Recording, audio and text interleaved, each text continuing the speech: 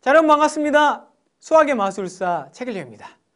자, 이제 기출문제 분석으로 수능 대비를 시작해야 됩니다.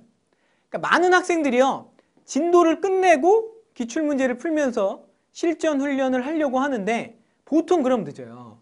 그러니까 만약에 지금 진도가 끝나지 않았다고 하더라도 지금 당장 기출문제 분석을 시작해야 됩니다.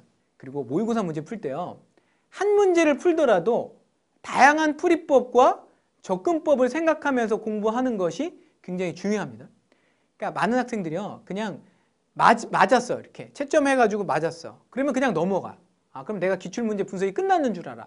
근데 기출문제가 그대로 나오는 게 아니잖아요. 변형이 돼서 나온단 말이에요. 그러니까 그 문제를 풀면서 이 문제가 어떻게 변형될까를 생각하면서 공부를 해야지, 그냥 채점해서 맞았다고 통과하면 그게 기출문제 분석을 하는 게 아닙니다.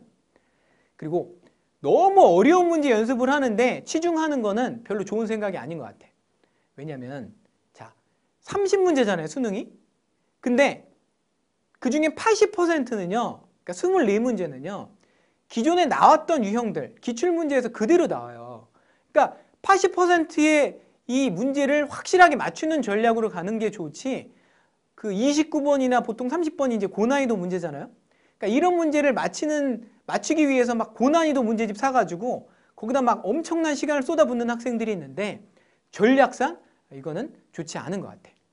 자, 그리고 문제를 풀다가 개념이 좀 약한 부분이 나왔어. 이 문제는 딱 보니까 내가 좀 개념을 까먹은 것 같아. 그러면 나중으로 미루지 말고 그 즉시 개념서를 펴가지고 잊어버린 개념을 재정립하고 가야지, 나중에 하려고 그러면 보통 까먹고 못하는 경우가 많습니다. 그리고 수험생들은 이 실전 훈련을 많이 해야 돼. 이 수학 같은 경우는 100분이잖아요.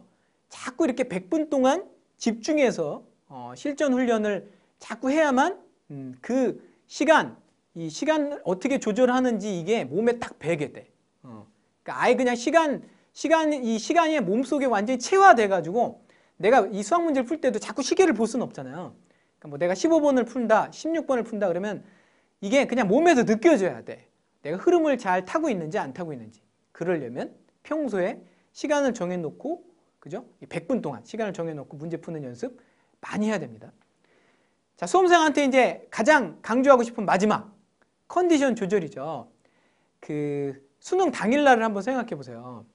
처음에 국어 시험 시간이 80분이야. 수학 100분, 영어 70분.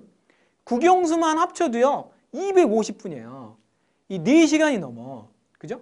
이 4시간 동안 막 이렇게 집중해서 문제를 풀다 보면요, 급격히 피로감이 오고 집중력이 약해지면서 자기가 평소에 풀 수 있는 문제도 못 푸는 일이 벌어집니다. 그래서 핵심은, 수험생은 체력 관리라는 거. 잘 먹고 운동도 하루에 10분은 꾸준하게 해야 됩니다.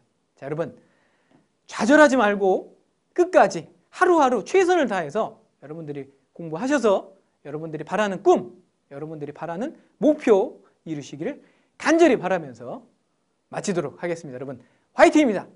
화이팅!